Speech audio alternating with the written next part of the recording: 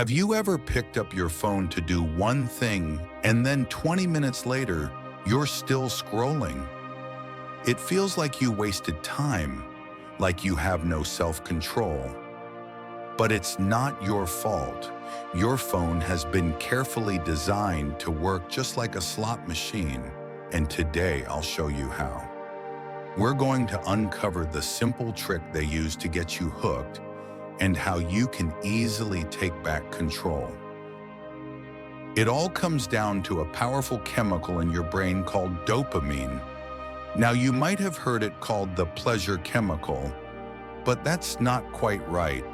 It's more accurately the anticipation chemical. It's the buzz you get right before something happens. Think of it as the what-if feeling that drives you to seek out rewards. This is the exact feeling that makes slot machines so incredibly addictive. You pull the lever not knowing what you'll get. You're not addicted to winning. You're addicted to the chance that you might win. It's the suspense. Maybe this time, or the next, or the one after that. That powerful maybe is what keeps people pulling the lever for hours. Your favorite apps use this exact same psychological principle. It's called an intermittent variable reward. When you pull down to refresh your feed, you are literally pulling a digital lever. You have no idea what you're going to get. Maybe you have a new like from someone you admire. Maybe there's an important email waiting for you.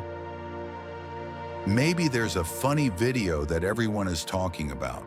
Or maybe you'll get absolutely nothing at all. Every single swipe and every single refresh is a pull on that lever. It is a carefully engineered gamble designed to keep your dopamine system firing and to keep you coming back for more. So why? Why would these companies build their apps this way? The reason is surprisingly simple. It's a business model built on money. You don't pay for most of these apps with your wallet. You pay for them with something far more valuable: your attention. This is often called the attention economy. Every minute you spend scrolling, watching, and clicking is a minute they can sell to advertisers who want to show you their products. You are not the customer. You are the product being sold. They are in a constant race against every other app, website, and even your own life for your focus. Every detail, the bright red color of a notification, the specific sound of a like, the algorithm that decides what to show you next is tested and optimized with one goal: to keep your eyes glued to their screen for as long as humanly possible. So what's the real harm in all this? The problem is that our brains are incredibly adaptable. By constantly feeding ourselves these quick, tiny bursts of digital rewards, we are rewiring our neural pathways.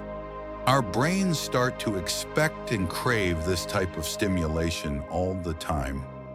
This makes it incredibly difficult to focus on slower, more meaningful activities that don't provide instant gratification.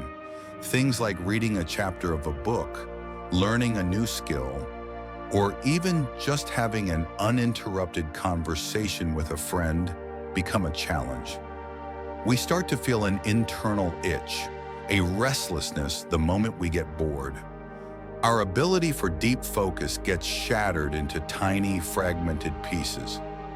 We might find it harder to remember things, to come up with creative ideas, or simply to sit alone with our own thoughts. We become more anxious and restless, always reaching for our phone as a digital pacifier the second we feel even a hint of being unoccupied. So, how do we fight back against this?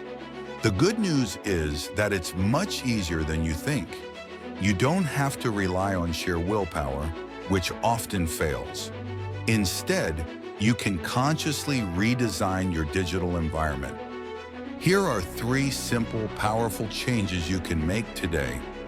First, hide the distracting apps. The principle here is out of sight, out of mind. Move your most addictive social media and gaming apps off your main home screen and put them into a folder on the very last page. This adds a tiny bit of friction. You can still access them, but you have to make a conscious effort, which breaks the cycle of mindless, reflexive clicking. Second, turn on grayscale mode.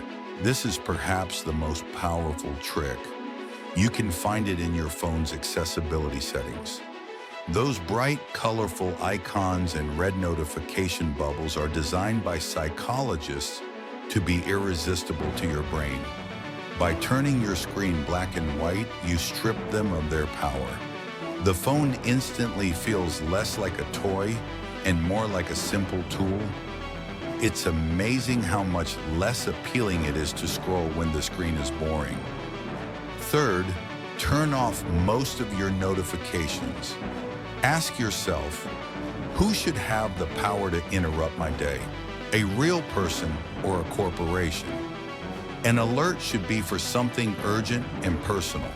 A text from a family member is important.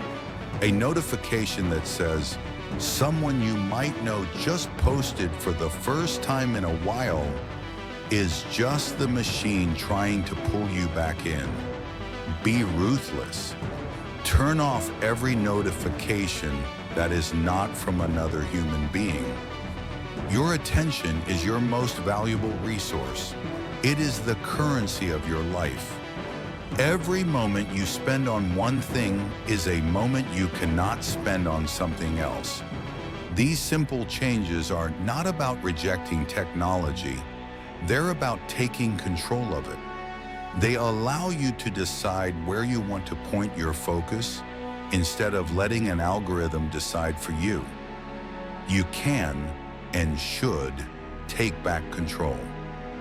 Now I have a question for you. What's the one app that you find distracts you the most? Share it in the comments below. It's always interesting to see what gets us. Thanks for watching.